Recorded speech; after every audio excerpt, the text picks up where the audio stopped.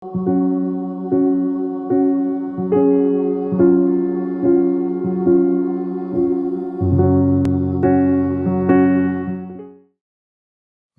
உங்கள் யாவருக்கும் ஆண்டவராகிய இயேசு கிறிஸ்து நாமத்தில் அன்பு வாழ்த்துக்களை தெரிவித்துக் கொள்கிறேன்.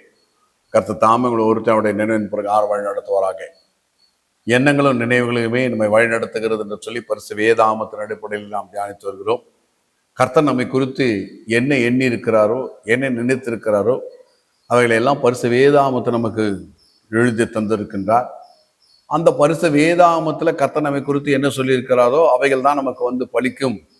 ஏனென்றால் அவருடைய வார்த்தைகள் ஒழிந்து போவதில்லை என்று சொல்லி பார்க்கிறோம். எல்லாவற்றை பார்க்கலாம். அவர் தம்முடைய வார்த்தையை முக்கியத்துவப்படுத்துகிறவராக இருக்கிறார்.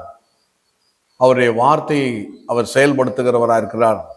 அவருடைய வாயிலிருந்து புறப்பட்ட வார்த்தைகள் அவர் விரும்பின காரியத்தை செய்கிறதா இருக்கிற சொல்லி எல்லாம் நாம் பார்த்திருக்கிறதுனாலே கர்த்தர் நம்மை குறித்து என்ன எண்ணி இருக்கிறாரோ அந்த வார்த்தைகளை இருதயத்தில் பதித்துக்கொண்டு விசுவாசத்தோடு கர்த்தரை நாம் மையப்படுத்தலாக இருக்க வேண்டும் என்று சொல்லி பார்க்கிறோம்.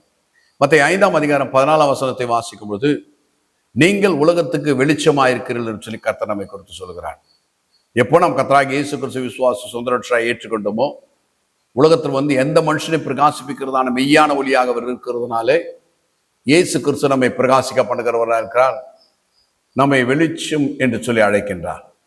நம்ம எல்லாம் வெளிச்சத்தின் பிள்ளைகளாக இருக்கிறோம் என்று சொல்லி பார்க்கிறோம். ஏனென்றால் இருளின் அதிகாரத்தை நம்ம விடுதலையாக்கி அன்பின் குமாரனுடைய ராஜ்யத்துக்குள்ளே பிதாவாகிய தேவன் நம்மை உட்படுத்தியிருக்கிறார். என்னை விசுவாசிக்கிறேன் எவனும் இருளில் இராதபடிக்கு நான் உலகத்தின் ஒளியாக வந்தேன் சொல்லி கர்த்தராகிய இயேசு கிறிஸ்து சொல்லி இருக்கிறதுனாலே நாம் வெளிச்சத்தின் பிள்ளைகளாய் மாற்றப்பட்டவர்களாக இருக்கிறதுனாலே, கர்த்தர் நம்மை வெளிச்சம் என்று சொல்லி இருக்கிறதுனாலே அதை இருதயத்தை பதித்துக்கொண்டு கர்த்தருக்கு நன்றி செலுத்துவதாக ஆராதிக்கிறவர்களாக இருக்க வேண்டும். கர்த்தாவினே, என்னை இந்த உலகத்துக்கு வெளிச்சமாய் வைத்திருக்கிறதுக்காக உமக்கு நன்றி. உம்மை ஸ்தோத்திரிக்கிறேன், துதிக்கிறேன், உம்மை ஆராதிக்க சொல்லி தேவனை மையப்படுத்தேன். கர்த்தாவினே, என்னை இந்த உலகத்தில் வெளிச்சமாய் வைத்திருக்கிறதுக்காக உம்மை ஸ்தோத்திரிக்கிறேன், உம்மை துதிக்கிறேன், உம்மை ஆராதிக்கிறேன். நம்முடைய விசுவாசம் தான் உலகத்தை ஜெயிக்கிற ஜெயம். பிரியமானவர்களே, நம்முடைய விசுவாசம் நம்முடைய இருதயத்தில் பதித்து கொண்டு தேவனை மையப்படுத்துவதாக மாற்றும் பொழுது அது நம்முடைய வாழ்க்கையிலே விடுதலை கொண்டு வருகிறதா இருக்கிறோம் சொல்லி பார்க்கின்றோம். மத்தேயு 5ஆம் அதிகாரம் 13ஆம் வசனத்தில் மறுபடியும் நம்மை கர்த்தர் சொல்கிறார், நீங்கள் உலகத்துக்கு உப்பாய் இருக்கிறீர்கள். அப்போ கர்த்தர் நம்மை உப்பாக பார்க்கும்பொழுது நாமும் நம்மை உப்பாக பார்க்க வேண்டும். உப்பு இல்லாமல் ஒன்றும் பண்ண முடியாது. உப்புக்கு 3 தன்மை இருக்கிறது. அது உப்பு என்ன பண்ணனாக்கா இரும்பையும் அரிக்கிறதான தன்மை படைத்ததாக இருக்கிறது. ஒரு பொருள் கெட்டு போகாமல் அதை பாதுகாக்கிறதான தன்மையுடையதாக இருக்கிறது. உப்பு சமையலில் மிகப்பெரிய பங்கு வகிக்கிறதா இருக்கிறது. உப்பு இல்லை என்று சொன்னால் அந்த பதார்த்தத்தை நம்ம வாயில கூட வைக்க முடியாது இருக்கிறோம். ஆகையினால பிரியமானவர்களே, உப்பு நம்முடைய வாழ்க்கையில மிகவும் முக்கியமானதா இருக்கிறதுனாலே நீங்கள் உலகத்துக்கு உப்பாய் இருக்கிற கர்த்தர் சொல்லி இருக்கிறதுனாலே, கர்த்தாவே இந்த உலகத்துக்கு உப்பாய் வைத்திருக்கிறதுக்காக உம்மை சோத்திருக்கிறேன், உம்மை துதிக்கிறேன், உம்மை ஆராதிக்கிறேன்னு சொல்லி தேவனை நாம் மையப்படுத்துவதாக இருக்கணும். அதாக யோவான் 14ஆம் அதிகாரம் 27ஆம் வசனத்தில் கர்த்தராகிய இயேசு சொல்றார், என்னுடைய சமாதானத்தை உங்களுக்கு தருகிறேன் என்று சொல்லி கர்த்தராகிய இயேசு சொல்றார். உலகம் கொடுக்கிற பிரகாரமாக இல்லை, என்னுடைய சமாதானத்தை உங்களுக்கு கொடுக்கிறேன். இப்போ கர்த்தராகிய இயேசு கிறிஸ்துவின் சமாதானத்தை நமக்கு கொடுத்திருக்கிறார். தேவனுடைய சமாதானம் என்று சொல்கிறது அடுத்த வேலைக்கு என்ன செய்வது என்று சொல்லி கை பிசைந்து இருப்பதில்லை.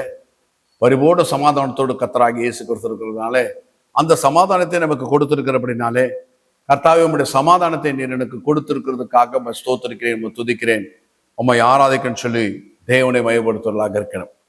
உபாகம் 28ஆம் அதிகாரம் 12ஆம் வசனத்தை வாசிக்கும் பொழுது, நீயோ கடன் வாங்காதவனாயும் அநேகருக்கு கடன் கொடுக்கிறவனாக இருப்பாய் என்று சொல்லி கர்த்தருடைய வார்த்தை சொல்லி இருக்கிறபடினாலே நாம் கடன் வாங்குறலாம் இல்லாமல் அநேக ஜாதிகளுக்கு கடன் கொடுக்கலாங்க இருப்போம் என்று சொல்லி கர்த்தர் சொல்லியிருக்கிற வார்த்தை விசுவாசித்து தேவனை நாம் மையப்படுத்த வேண்டும். கர்த்தாவே, நான் கடன் வாங்குறனா இல்லாமல் அநேக ஜாதிகளுக்கு கடன் கொடுக்கிறனாக என்னை மாற்றிருக்கிறீர், அதற்காக ஸ்தோத்திரிக்கிறேன், துதிக்கிறேன், ஆராதிக்கிறேன்.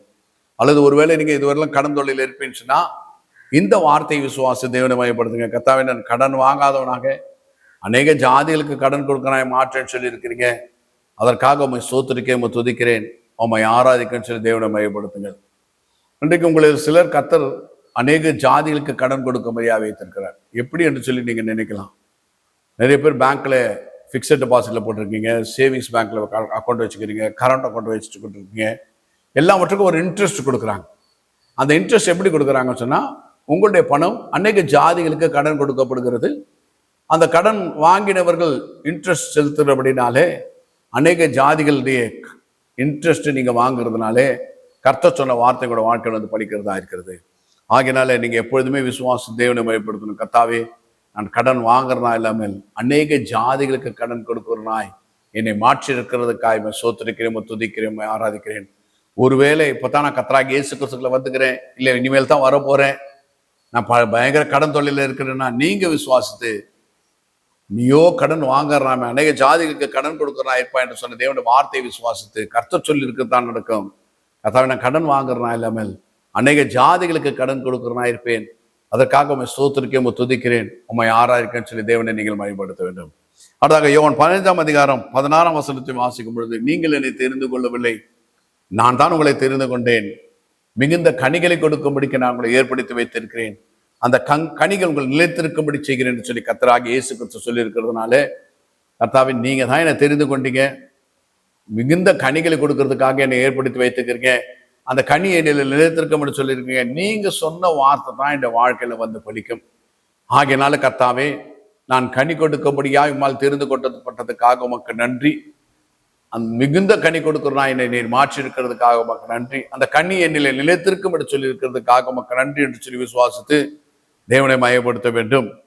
உபாகம் 28ஆம் அதிகாரம் 6ஆம் வசனத்தை வாசிக்கும் பொழுது, நீ போகையிலும் ஆசீர்வதிக்கப்பட்டிருப்பாய், வருகையிலும் ஆசீர்வதிக்கப்பட்டிருப்பாய் என்று சொல்லி இருக்கிறதுனால, கர்த்தாவே, நீ போகையிலும் வருகையில என்னை ஆசீர்வதிக்கிறவராய் இருக்கிறதுக்காய் உம்மை ஸ்தோத்திரிக்கிறேன், துதிக்கிறேன், உம்மை ஆராதிக்க தேவனை மயப்படுத்துங்க.